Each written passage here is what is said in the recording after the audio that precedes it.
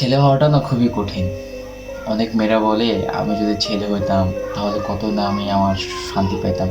মেয়েরা এরকম অনেক অনেক কিছু বলে, কিন্তু বাস্তবতা হলো যে ছেলেরা জীবনে জীবনে কিছু না কিছু জিনিস হারে। যেমন যদি ছেলেরা স্বপ্নের পিছনে ভাগে, তখন আনন্দ, ভালোবাসা, এইসব জিনিসগুলো তাদেরকে ত্যাগ করতে হবে।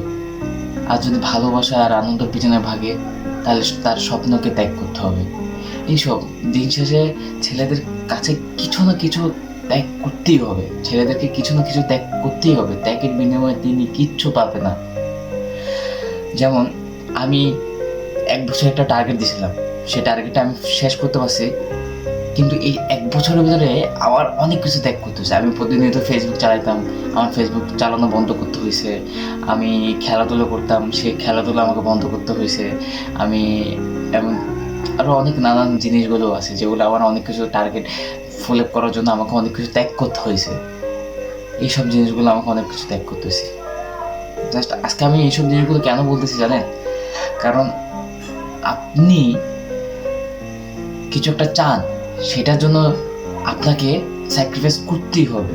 আপনি কখনো যদি স্যাক্রিফাইস না করতে জানেন, তাহলে আপনি সেই কাঙ্ক্ষিত যে জিনিসটা চাচ্ছেন সেটা আপনি কখনোই পাবেন না। আজকের জন্য এতটুকুই। ধন্যবাদ, ভালো থাকুন।